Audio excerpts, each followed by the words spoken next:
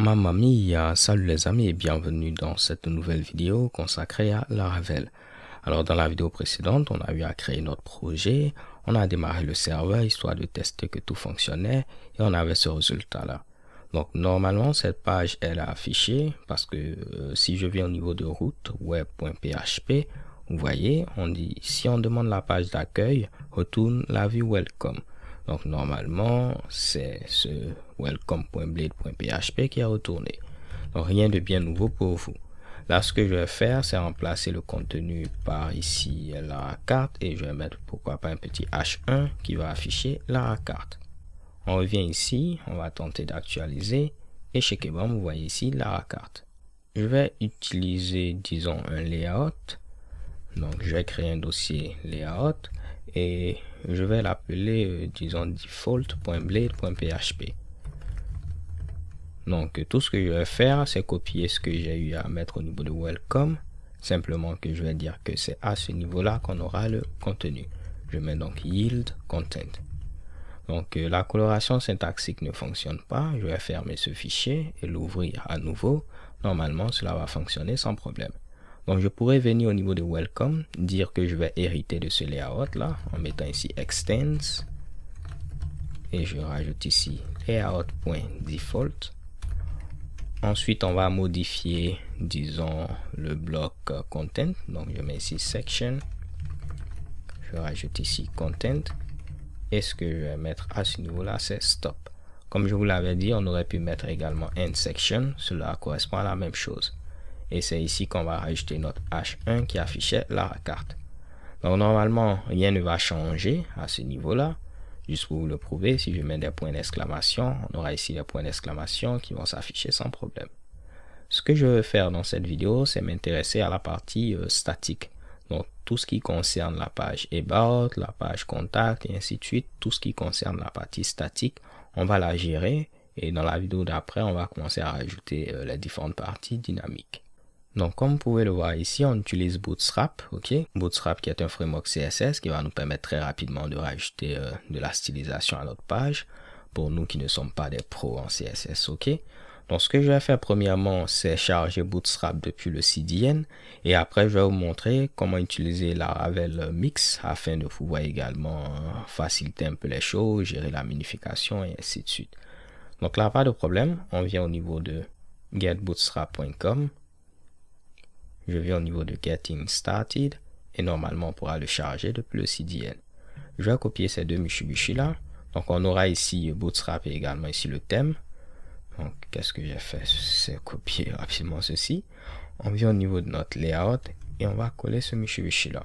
Je vais gérer le problème d'indentation et normalement vu que Bootstrap est maintenant chargé, on va sentir clairement un changement à ce niveau là. Et checker bon. Ce que je vais faire également, c'est charger le JavaScript. Et je vais venir tout juste en bas et coller ceci. On va gérer également l'indentation. Donc là, rien de bien compliqué. Là, si je fais un clic droit pour faire inspecter, au niveau de la console, vous voyez qu'on a une erreur. On nous dit que Bootstrap a besoin ici de jQuery. Donc, je vais charger jQuery avant de charger ici Bootstrap. Encore une fois les gars, après je vais vous montrer un moyen beaucoup plus élégant de gérer ceci en lieu et place de le charger depuis le CDN. Il n'y a aucun problème à le charger depuis le CDN, mais vu qu'on n'a pas encore parlé de Laravel Mix, je crois que c'est vraiment, disons, le bon moyen de vous présenter Laravel Mix via un projet pratique. Donc là, je vais mettre ici src, on va charger jQuery depuis le CDN, donc ce sera code.jQuery.com/jQuery.min.js. Donc en mettant ici // si je suis en HTTPS, il va mettre HTTPS.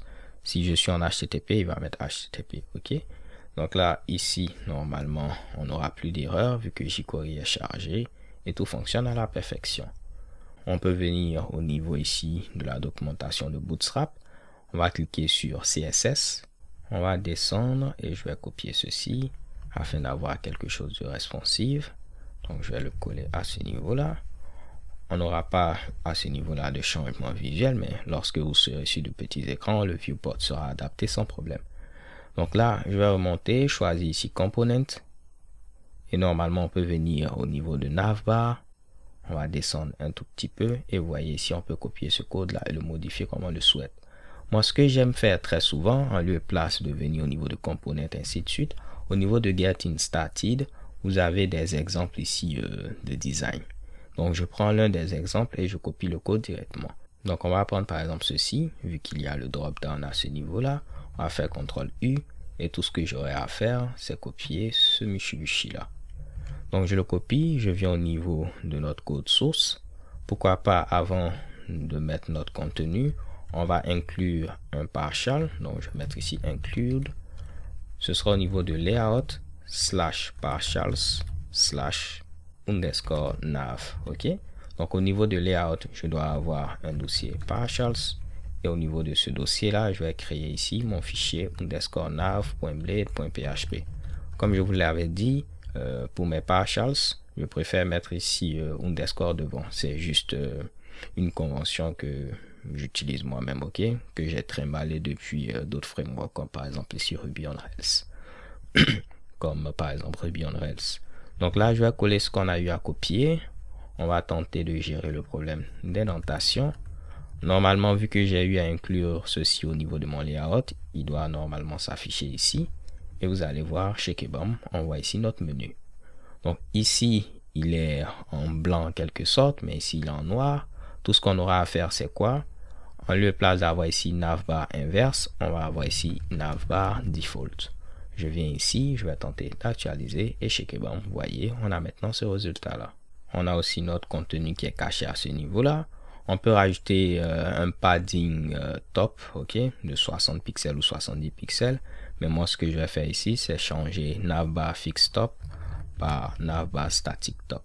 Et si je viens ici, j'actualise, chez Kebam, j'ai ce résultat. Normalement, tout ceci, les gars, est expliqué au niveau de la documentation de Bootstrap, ok?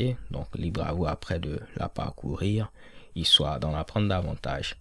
Là, on va mettre ici la 4, Home About Artisan. Donc, on va changer Bootstrap thème pour mettre maintenant la carte. Donc, je change ceci, je mets ici la carte.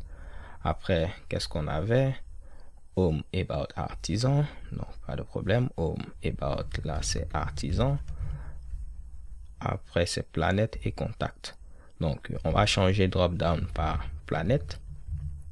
Et puis, on doit rajouter un autre LI qui sera ici contact. Donc, je copie ceci et je vais le mettre à ce niveau-là.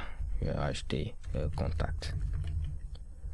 Donc, normalement, si je ne me suis pas trompé, on a la 4, Home About, Artisan, Planète et Contact. Il va me falloir rajouter également Login et Register. Pas de problème. Vu que ces deux Mitsubishi se trouvent à droite, tout ce qu'on va faire ici, c'est quoi?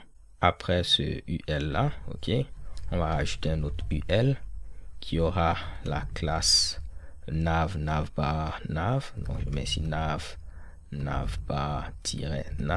Mais on va rajouter navbar-right pour dire que ceci doit être à droite. Et je pourrais copier ces deux LI là, simplement qu'on va remplacer ceci par login et remplacer ce Mitsubishi par register. Pas de problème, on vient ici, on actualise et vous voyez login, register, ici home, about, artisan, planète et contact. Donc pour planète, on a ici laravel.com, laravel.io, laracas et ainsi de suite. Donc je vais essayer de le faire. Pas de problème. Je viens au niveau de notre drop-down. Premièrement, ce sera laravel.com. Après, c'est ici laravel.io. Laracast.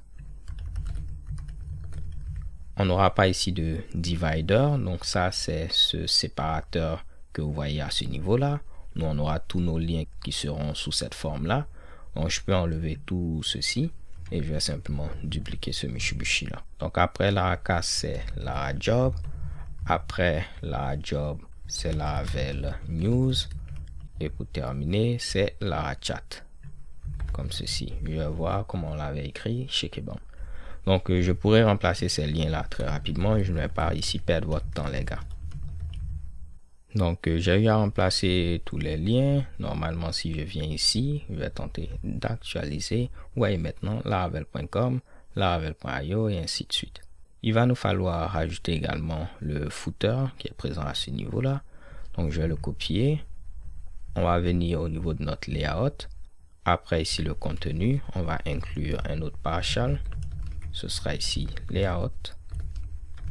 slash partials underscore ici footer. Comme je vous l'avais dit, en lieu et place de mettre ici slash, on aurait pu mettre ici un point et cela va fonctionner sans problème. Mais je ne sais pas pourquoi, moi, lorsque je veux mettre un include ou mes partials, je préfère mettre ici le slash, c'est beaucoup plus clair dans ma tête, ok? Donc là, on va créer ici underscore footer.blade.php. On aura ici une balise footer. Je vais coller le texte que j'ai eu à copier. Ce symbole là, on pourra le remplacer par copie, comme ceci, avec un point virgule. Ce symbole, on va le remplacer par midot. Ici, ce sera un lien qui va mener ici vers mon compte Twitter. Donc, je mets ici href. Ce sera https twitter.com/etsmo. Et on va fermer ce michi là. Vu que la map n'existe plus, on ne pourra plus mettre ce lien là. Ok. Mais là, je peux mettre ici un paragraphe. Je vais essayer de fermer ceci. Et là, ce sera un deuxième paragraphe à ce niveau-là. Et bon. Ce que je vais faire également, c'est faire en sorte que cette date soit dynamique. Donc, on va mettre ici date. Et je vais rajouter Y. Comme ça, il va prendre l'année en cours. Là, les gars, pourquoi pas, même si ça n'existe pas, pour question de copyright, je vais mettre ici https://map.com, vu que c'était l'adresse précédente. Si je viens à ce niveau-là, ceci doit être en gras. Donc, pourquoi pas. Donc, je vais mettre ici B et je vais fermer la balise avec ici /B. Normalement, cela devrait fonctionner. Si je ne me suis pas trompé, j'actualise et vous voyez, j'ai ce résultat-là. La seule différence, c'est que ici, tout ceci est centré, mais ici, ce n'est pas centré. Donc, avec Bootstrap, je peux rajouter la classe Text Center et normalement, mon contenu sera centré. Je viens ici, j'actualise et vous voyez, mon contenu est centré. Pour l'instant, on n'a pas rajouté la carte. On va le faire plus tard. La seule chose que je vais remplacer, au niveau ici de Welcome, on avait mis ici la carte. Je vais mettre ici carte here. Ok? Ou bien en anglais, c'est quoi? C'est map here. Et je vais mettre plein de points d'exclamation. Comme ça, je suis sûr que je ne vais pas l'oublier. Je vais centrer également ceci. Donc, si je viens ici, ce sera juste un rappel pour dire qu'on doit rajouter la carte à ce niveau-là. Donc les gars, pour une intro, on peut s'arrêter là. Dans la vidéo suivante, on va essayer de gérer la page About. Comme vous pouvez le voir, ce sera juste du texte qui sera affiché ici. Et puis, on va gérer également la page de contact où on verra comment envoyer un mail. Ok? Donc d'ici là, portez-vous bien. Stay tuned and take care. Peace.